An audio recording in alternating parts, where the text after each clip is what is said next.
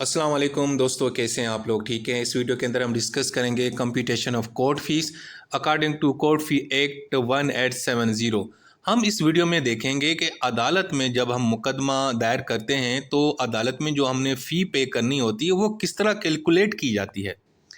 तो देखें, computation of court फ़ी का मतलब तो सिंपल ये है कि किस तरह हमने डिटरमाइन करना है कि कितनी अमाउंट हमने फ़ी पे करनी है अदालत को जब हम कोई सिविल सूट फाइल करते हैं, ताकि हमारा जो लीगल प्रोसीडिंग है वो स्टार्ट हो जाए। बुनियादी तौर पे बहुत सारे फैक्टर्स होते हैं, वो हमने जहन में रखने होते हैं। जैसे मिसाल के तौर पर आपके मुकदमे की टाइप क्या है, नंबर वन। दूसरा ये है कि जो सब्जेक्ट मैटर है मुकदमे का, जिस चीज़ के मुतल्लिक ये मुकदमा है उसकी वैल्यू क्या है। और नंबर तीन कि भाई आप क्या रिलीफ मांग रहे हो अदालत से। ये तीन बुनियादी तौर पे ऐसी चीज़ें होती हैं जो आपने जहन में रखनी होती हैं जब आप अदालत को कोर्ट फ़ी पे करते हो। इस हवाले से हमारे पास सेक्शन 7 मौजूद है, जो हमें डिटेल में बताता है कि भाई किस तरह अदालत की फ़ी कैलकुलेट की जाती है। अच्छा जी, वैसे अदालत की कोर्ट फीस जो है ना, दो टाइप्स की होती है। एक है एडो वोलोरियम कोर्ट फ़ी, स्केड्यूल 1 के अंदर है। ये वो अदालत की फ़ी होती है जो वेरी करती है और ये डिपेंड करती है सब्जेक्ट मैटर के ऊपर। यानी कि जितनी अमाउंट या वैल्यू या प्रॉपर्टी आप क्लेम करते हो मुकदमे के अंदर, या मिसाल के तौर पर एक शख्स ने आपकी प्रॉपर्टी पे कब्जा किया है, तो आपकी प्रॉपर्टी की मिल्कियत कितनी है, मिसाल के तौर पर 1 करोड़ है, तो उसका कुछ परसेंटेज आपने अदालत को एज ए कोर्ट फ़ी पे करनी होती है। यानी आपकी अदालत की जो फ़ी है आपके मुकदमे के अंदर जो प्रॉपर्टी या कोई पैसों का जिक्र है उस पर डिपेंड करता है, और ये वेरी करता है केस टू केस। ठीक है जी। मिसाल के तौर पर अगर आप क्लेम करते हैं 5 लाख, तो अदालत को आपने कोई 2% पे करना है, तो 2% कितना बनेगा, यानी 10,000 आपने अदालत को फ़ी पे करनी पड़ेगी। अब इसमें कौन से किस किस्म के मुकदमे आते हैं? इसमें money suit, property position, specific performance, mortgage recovery, landlord tenant dispute, ये वाले जो मुकदमा आते हैं ना, वो इस कैटेगरी में आते हैं। तो पहली टाइप ये हो गई। ठीक है जी। दूसरी है फिक्स्ड और स्पेसिफिक कोर्ट फी। यानी कुछ मुकदमात के अंदर अदालत ना फिक्स किस्म की ना आपसे फ़ी मांगती है। यानी वो फिर उसके अंदर प्रॉपर्टी कितने की है वो डिपेंड, यानी कि मसला नहीं है, आपने बस फिक्स किस्म की अदालत को फ़ी पे करनी होती है। अब आपके केस के अंदर जो अमाउंट है, जो सब्जेक्ट मैटर है, वो उसकी वैल्यू कितनी हाई है, लो है, कोई फ़र्क नहीं पड़ता। आपने बस फिक्स किस्म की आपने जो है ना अमाउंट पे करनी होती है, और वो स्केड्यूल 2 के अंदर दर्ज होती है। मिसाल के तौर पर एक मुकदमा है डिक्लेरेशन का, रिलीफ का, उसमें आपने फिक्स 200 रुपये फ़ी पे करनी है। चाहे अब उसके अंदर जो प्रॉपर्टी जो है ना जिसका जिक्र है उसकी जो वर्थ है वो भले 10 लाख ही हो, लेकिन अदालत ने क्योंकि इस मुकदमे में फिक्स्ड किस्म की जो है ना कोर्ट फ़ी बता दी गई, तो आपने फिक्स 200 रुपये पे करने हैं। अब इसमें कौन से मुकदमे आते हैं आम तौर पे? मिसाल के तौर पर declaration suit without monetary claim, memorandum of appeal in some cases, application petitions, इस तरह। तो यानी ये होगी दूसरी टाइप। पहली टाइप में दोस्त, आपने अदालत में जो फ़ी पे करनी है वो डिपेंड करती है आपके सब्जेक्ट मैटर के ऊपर, उसकी मार्केट वैल्यू क्या है, करंटली वैल्यू क्या है, नंबर वन, और वो वेरी करती है। ठीक है। तो जितनी अमाउंट होगी उसका कुछ परसेंटेज आपने पे करना है। जो दूसरी टाइप है कोर्ट फी की, वो फिक्स्ड है। भाई मुकदमे में जितनी भी प्रॉपर्टी का जिक्र हो, जितनी भी उसकी वर्थ हो, आपने फिक्स्ड पे करनी है, और वो कहाँ पे दर्ज होती है? स्केड्यूल 2 के अंदर दर्ज होती है, जो हमारा कोर्ट फी एक्ट है 1870 वाला। ठीक है जी। अच्छा जी, अब हम डिस्कस करेंगे कोड सेक्शन 7। सेक्शन 7 हमें ये कहता है कि भाई किस तरह जो है ना एक सूट है उसके अंदर आप जो है ना मुकदमा जो दायर करते हो उसमें कितनी आपने अदालत को फ़ी पे करनी है, वो किस तरह हम जो है ना वो डिसाइड करते हैं। अब सेक्शन 7 में ना जो पहली कैटेगरी वाली कोर्ट फ़ी है ना वही डील करता है, यानी कि वो जो आपको बताया एड वोलरम, यानी कि वैल्यू बेस्ड, यानी मार्केट के हिसाब से, प्रॉपर्टी के हिसाब से आपने अदालत को फ़ी पे करनी होती है। तो सेक्शन 7 जो है ना वो नंबर 1 जो कैटेगरी है कोर्ट फ़ी की, जो पहले बता चुका हूँ, उसको ही डील करता है। यानी ये फिक्स्ड कोर्ट फ़ी को डील नहीं करता। अब इसमें भी ना बुनियादी तौर पे 3 किस्म के मेथड्स फॉलो किए जाते हैं। ठीक है, सेक्शन 7 के तहत। नंबर 1, पहला मेथड ये है कि भाई जो भी प्रॉपर्टी है, जो भी चीज़ है, उसकी मार्केट वैल्यू निकाल लो और उस हिसाब से उसका कुछ परसेंटेज पे कर दो। मिसाल के तौर पर आपने पोजीशन का एक सूट फाइल किया कि भाई ये चीज़ जो है ना इसको ये मेरी पोजीशन में दी जाए, और उस वो जो प्लॉट है, वो जो ज़मीन है, उसकी कीमत है 10 लाख। तो 10 लाख का कुछ परसेंटेज आपने पे करना है, क्योंकि 10 लाख एक्चुअली जो है ना उसकी मार्केट वैल्यू है। समझ गए ना।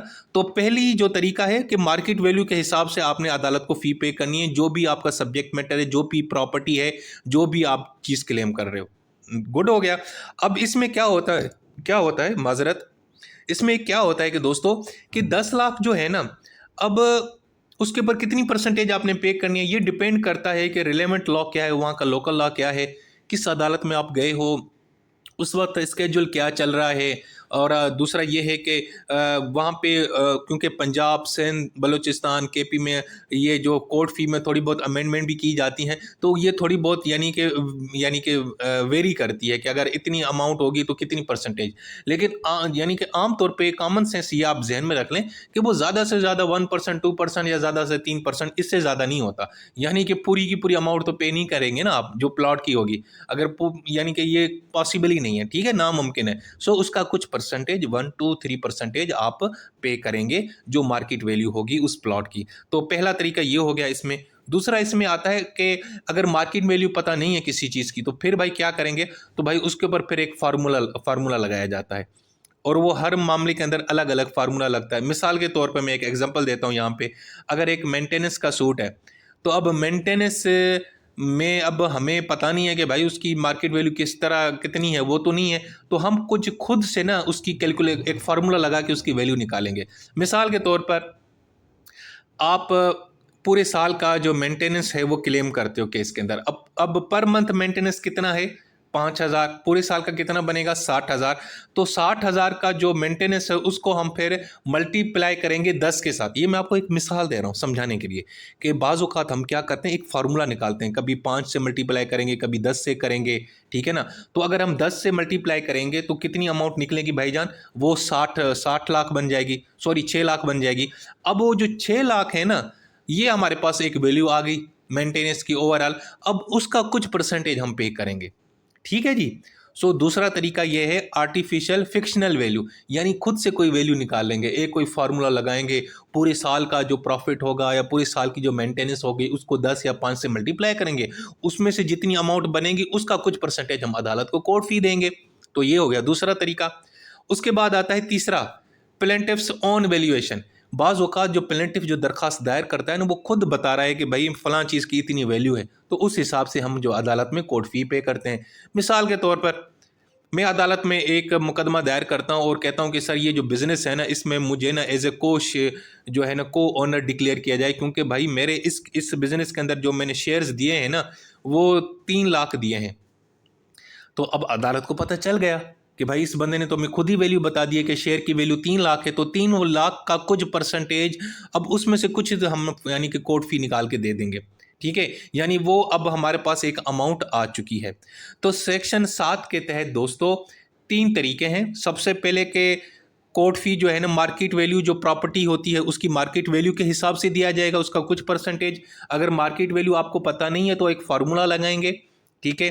फार्मूला क्या होता है कि पूरे साल की वैल्यू निकाल ली, पूरे साल का ज़मीन है तो पूरे साल का उसने जो रेवेन्यू जनरेट किया या पूरे साल का आपने जो रेंट लिया है उसको मल्टीप्लाई कर देंगे 10 या 5 से, और उसकी कुछ वैल्यू जो वैल्यू निकलेगी उसमें से आपने कुछ percentage as a court fee देनी होती है। और तीसरे नंबर पे है जो प्लेंटिफ खुद डिक्लेयर कर दे, खुद बता दे कि भाई मुझे इतना रिलीफ चाहिए या मुझे मैंने इतने शेयर्स देने, खुद ही वो वैल्यू जो है ना मैं बता दे, तो हम फिर उस हिसाब से उसकी कोर्ट फी निकाल देंगे, ठीक है जी। अब मैं आपको बताता हूं कि सेक्शन 7 के अंदर हर मुकदमे के अंदर क्या क्या उन्होंने रूल्स बताए हैं।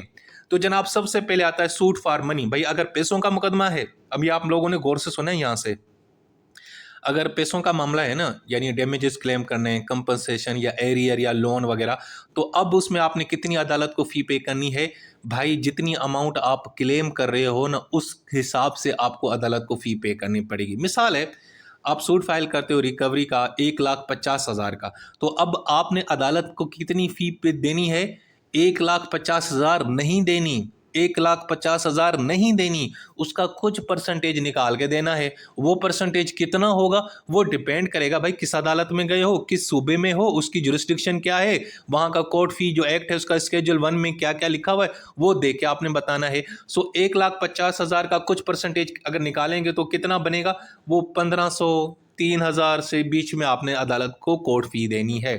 तो जनाब पहला क्लियर हो गया। जब पैसों का मुकदमा होगा तो जितना आपने क्लेम करना है उसका कुछ परसेंटेज निकाल के देना है, number 1। Number 2, suit for maintenance. अगर मेंटेनेंस का मामला है, अगर मेंटेनेंस का मुकदमा है तो उसमें कितनी आपने अदालत को कोर्ट फी दी है। तो यहाँ पे यार अदालत ने एक फार्मूला बता दिया कि भाई पूरे साल की जो मेंटेनेंस है ना वो निकालो, फिर उसको मल्टीप्लाई करो 10 के साथ। मिसाल के तौर पर मंथ मेंटेनेंस कितना है, 10,000, तो पूरे साल का कितना बनेगा, 1,20,000। अब अदालत में कोर्ट फी कितनी निकलेगी, तो वो जो 1,20,000 है उसको मल्टीप्लाई करेंगे 10 के साथ, तो कितनी बन जाएगी, 12 लाख। अब ये जो 12 लाख है ना, इसमें से जनाब हमने कुछ परसेंटेज निकाल के अदालत को फ़ी देनी है। यानी कि अब मिसाल के तौर पर वो 1%, 2% भी हो सकती है। ठीक है जी। सो कहने का मतलब है कि अगर मेंटेनेंस का सूट होगा ना दोस्तों, तो वो पूरे साल की मेंटेनेंस आप निकाल लें, उसको 10 से मल्टीप्लाई करें, वो जितनी अमाउंट निकलेगी उसका कुछ परसेंटेज, उसकी कुछ ब्रैकेट आपने अदालत को एज ए कोर्ट फी पे करनी है। क्लियर हो गया। अच्छा जी, अब आता है तीसरा मामला, suit for movable property with market value.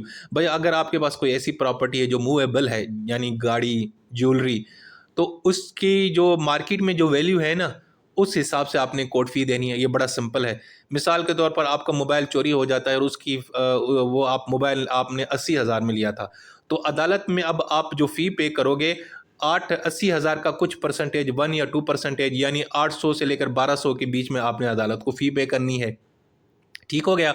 उसके बाद चौथे नंबर पे आता है कोई ऐसी प्रॉपर्टी, मूवेबल प्रॉपर्टी, जिसकी मार्केट वैल्यू है ही नहीं। यानी आपके पास कोई ऐसी चीज़ है मूवेबल, लेकिन आपको ना उसकी मार्केट की वैल्यू का पता नहीं है। तो फिर हम क्या करेंगे कि आपने अदालत के अंदर अपील में, प्लेंट में जितनी वैल्यू आपने मेंशन की होगी ना खुद से, उस हिसाब से आपने अदालत को फ़ी पे करनी है। मिसाल के तौर पर एक बहुत बड़ा डॉक्यूमेंट है, वो मेरा चोरी हो गया है। अब उस डॉक्यूमेंट की कोई मार्केट वैल्यू नहीं है, लेकिन अदालत में मैं कहता हूँ कि सर मेरा जो डॉक्यूमेंट है बड़ा अहम है और वो उसकी 50,000 जो है ना वो यानी कि उसकी वर्थ है। तो हम अदालत में अब कितनी होगी, कितनी फ़ी पे करेंगे, वो 50,000 का कुछ परसेंटेज निकाल के पे करेंगे। वो 600 भी हो सकता है, 600 से लेकर 1,000 के बीच में आपने फ़ी पे करनी है। अब यहाँ पे एक चीज़ याद रखें कि आप, मैंने ये जो आपको मिसाल दे रहा हूँ ना कि सर आप बता रहे हैं कि 50,000 में से 600 से लेकर 1,000 के बीच में देना है, तो ये आपने कैसे निकाल लिया यार। ये डिपेंड करेगा आप किस अदालत में गए हो, किस सूबे में गए हो, और वहाँ पे ये वैल्यू आपको खुद ही पता चल जाएगी अदालत में। यहाँ पे कोर्ट फी एक्ट के अंदर जनरल उन्होंने एक हमें तरीका बता दिया है। ठीक है जी। उसके बाद जनाब अगर कोई ऐसा सूट है जो इमूवेबल प्रॉपर्टी के हवाले से है, डिक्लेरेशन आपको डिक्री चाहिए, तो जनाब वो इमूवेबल प्रॉपर्टी जो है ना, उसकी मार्केट वैल्यू के हिसाब से आपने अदालत को फ़ी पे करनी है। मिसाल के तौर पर एक घर है, गिफ्ट डीड के हवाले से आपने चैलेंज किया और उसकी वर्थ है 20 लाख, तो 20 लाख के ऊपर आपने ना कुछ फ़ी पे करनी है। अब 20 लाख के ऊपर कितना आप पे करेंगे, ज़्यादा से ज़्यादा 10,000 से लेकर 25,000 के बीच के अंदर आपने अदालत को कोर्ट फ़ी देनी है। उसके बाद आता है जनाब position of land, houses and garden. अगर ज़मीन की पोजीशन है और उसका मामला है, तो अब उसके लिए इन्होंने जनाब यहाँ पे हमें एक फार्मूला बताया है कि भाई उस ज़मीन की जो नेट प्रॉफिट है, नेट प्रॉफिट पूरे साल का जो प्रॉफिट होगा उसको मल्टीप्लाई करना है किसके साथ, 15 के साथ। फिर जितनी अमाउंट निकलेगी उसमें से कुछ परसेंटेज आपने एज ए कोर्ट फी पे करनी है।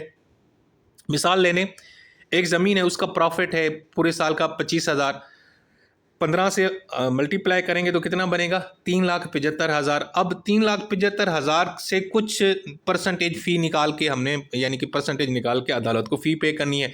वो कितनी हो सकती है, 5,000 से लेकर 10,000 के बीच में हो सकती है। ठीक हो गया जी। इसी तरीके से अगर कोई घर है, कोई गार्डन है, तो वो डिपेंड करता है कि उसकी मार्केट वैल्यू क्या है।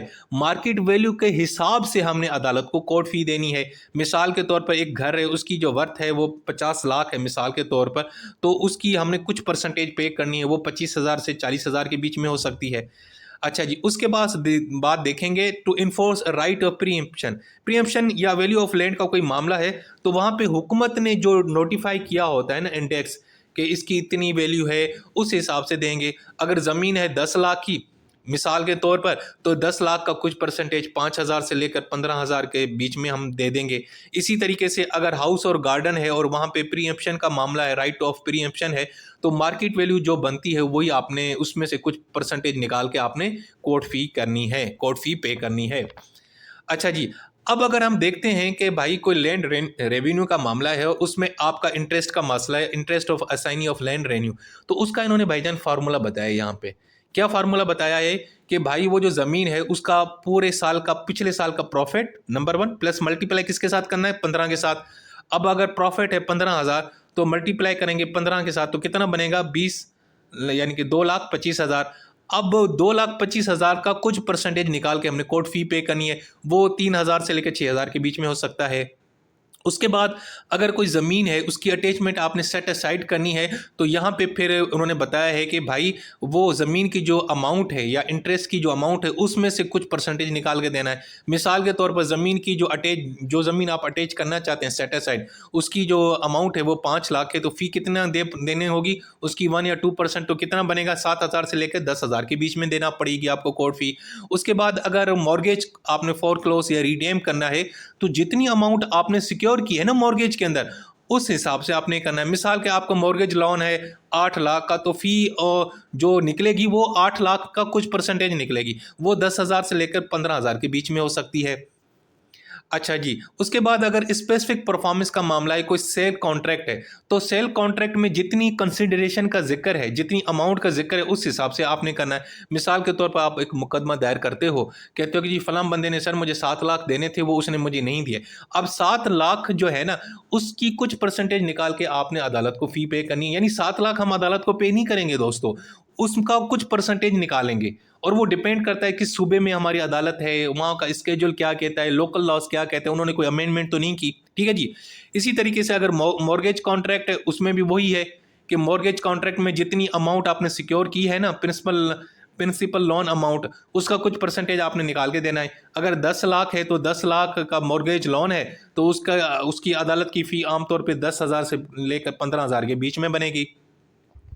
अच्छा जी, इसी तरीके से अगर लीज कॉन्ट्रैक्ट है, तो लीज कॉन्ट्रैक्ट का इन्होंने ज़बरदस्त फार्मूला बताया। उन्होंने कहा उसमें 2 चीज़ें आपने ऐड करनी है। एक तो सम ऑफ प्रीमियम, जो लम सम आपने स्टार्ट में दिया, और प्लस में पूरे साल का रेंट उसको आपने जमा करना है। मिसाल के तौर पर जो लीज है उसका जो प्रीमियम अमाउंट है वो 1 लाख है, और जो पूरे साल का जो रेंट है वो 3,60,000 है, पर मंथ 30,000 है। तो 3,60,000 प्लस में 1 लाख को हम ऐड करेंगे तो कितना बनेगा, 4,60,000। अब 4,60,000 में से कुछ परसेंटेज हमने भाई आके अदालत को फी पे करनी है, और वो कितनी हो सकती है, 5,000 से लेकर 7,000 हो सकती है। इसी तरीके से अगर आर्बिट्रेशन अवार्ड है, अदालत ने या ये आर्बिटर ने अवार्ड दिया है और एक प्रॉपर्टी के मुतालिक, और उस प्रॉपर्टी की जो वैल्यू है उस अवार्ड के अंदर वो है 5 लाख, तो 5 लाख का जनाब, यानी कि जितना भी बनता है उसकी कुछ परसेंटेज 5,000 से लेकर 8,000 आपने पे करनी है। अच्छा जी, इसी तरीके से अगर लैंडलॉर्ड और टेनेंट के बीच में कोई मामला चल रहा है, तो जिस प्रॉपर्टी का 1 साल का जितना रेंट है ना, उस हिसाब से आपने निकालना है। मिसाल के तौर पर प्रॉपर्टी का मंथली रेंट कितना है, 10,000, तो 10,000 पर मंथ है, तो पूरे साल का कितना बनेगा, 1,20,000। अब 1,20,000 में से कुछ परसेंटेज निकाल के हमने अदालत को फ़ी पे करनी है, और अब ये कितनी परसेंटेज देनी है, ये फिर डिपेंड करता है कि वहाँ का जो सूबा है उसका जो फ़ी स्केड्यूल क्या है। अच्छा जी, उसके बाद है सूट नॉट एक्सप्रेसली प्रोवाइड, यानी कोई आपने ऐसा यानी कि सूट फाइल किया है जिसकी कोई अमाउंट मेंशन ही नहीं है, मतलब वो कोई एक्सप्रेसली हम उस प्रोवाइड नहीं कर सकते, तो वहाँ पे जनाब इन्होंने बताया है कि भाई अगर इस तरह का कोई मामला है, सूट की मेंशन भी की है, तो उसमें यानी कि ज़्यादा से ज़्यादा 15 से ऊपर आपने यानी कि अमाउंट पे करनी है, यानी 15 रुपये से नीचे नहीं करनी। ठीक है ना। मिसाल के तौर पर आप क्लेम करते हो 5,000, तो अब 5,000 जो है ना, अब आपकी यानी कि तो कोर्ट फी अब निकलेगी, उसमें से 5,000 में से निकलेगी, लेकिन मिनिमम 15 रुपये से नीचे नहीं जाना। यानी ज़्यादा से ज़्यादा कितना, 100 रुपया 200 रुपया देना है। 5,000 का क्लेम किया है आपने, ठीक है दोस्त, तो 5,000 में से कुछ परसेंटेज देना है, लेकिन यहाँ पे शर्त इन्होंने ये रखी है कि भाई 15 रुपये से नीचे नहीं जाना, 15 रुपये से ऊपर जितनी हो सके 50 रुपये, 100 रुपया, 200 रुपया देना है, 15 से नीचे नहीं देना। ठीक है जी। उसके बाद जनाब, तो दोस्तों ये तो वीडियो ही ख़त्म हो गई, पता ही नहीं चला यार ये देखो, मैंने इसको दोबारा इस वीडियो को बनाया है क्योंकि बच्चे कह रहे थे कि सर बड़ी कन्फ्यूजन हो रही है, तो भाई दोबारा आप लोगों की मोहब्बत में मैंने इसको दोबारा अच्छे से मिसालें दे दे के आपको समझाने की कोशिश की है। होपफुली अब ये आप लोगों को अच्छे से समझ आ गया होगा। अगर आया है ना, तो नीचे कमेंट करके ज़रूर बताना, क्योंकि भाई जब कोई चीज़ आपको कन्फ्यूज़ करती है ना, तो भाई मैं बड़ा परेशान होता हूँ। फिर मैं उस वीडियो को दोबारा बनाता हूँ, और वो वीडियो फिर मैं क्या कर देता हूँ, हिडन कर देता हूँ। तो आप लोग परेशान होते हैं कि यार सर ने कौन सी वीडियो हिडन की है, कि भाई जिस वीडियो के अंदर कोई कन्फ्यूजन हो जाती है तो हम उसको दूर करते हैं ताकि यार आप लोगों का भला हो। अपना बहुत सारा ख्याल रखें। टेक केयर, अल्लाह हाफिज़।